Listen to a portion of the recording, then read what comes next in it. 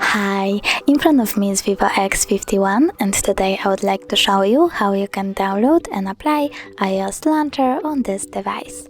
Firstly, open Play Store, then type iOS Launcher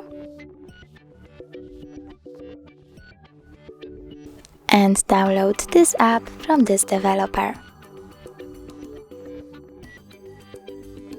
Then open it.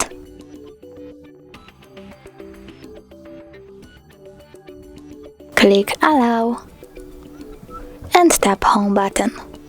Choose iOS Launcher and pick Choose Once or Always. Nextly, click Got it. As you can see, iOS Launcher was applied successfully.